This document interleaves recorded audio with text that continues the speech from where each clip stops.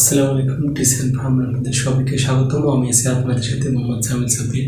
তো এই মুহূর্তে আপনারা যেখান থেকে ভিডিওটি দেখছেন, তো ভিডিওর থাম্বনেল দেখে নিশ্চয়ই বুঝে গেছেন যে কী বিষয়ে ভিডিও হতে চলেছে। তো আপনার যে ভিডিওটি দেখছেন, তো এই ভিডিওর ব্যাপারে আমি আসলে কিছু কথা বলতে চাই। আপনাদেরকে আমি সতর্ক করতে চাই যে এই যে মুরগির বাচ্চাগুলো আপনারা দেখছেন, রাবার স্ট্রিক্স, বম্বে মুরগির বাচ্চা, তো এগুলো আসলে আপনারা দেখতেছেন যে পকেটে ঢুকাচ্ছে, গামছায় বাঁধতেছে, কোনো সমস্যা হচ্ছে না। তো এগুলা দেখে আপনারা দেশি মুরগির উপর বা দেশি হাঁসের উপর এই ধরনের প্রয়োগ করবেন না, করলে কিন্তু এগুলা মারা যাবে। আর এগুলা যে দেখাচ্ছে যে কতটা লাভজনক, আসলে আমার তেমন মনে হয় না।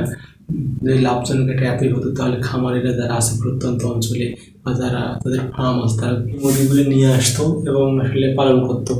আপনারা আসলে এটা আপনাদের পৌঁছে যেত, কিন্তু তাই এটা আসলে অতটা লাভজনক না, তাই এটা কেউ আসলে আনে না। তো আপনারা সবাই এটা থেকে বিরত থাকবেন।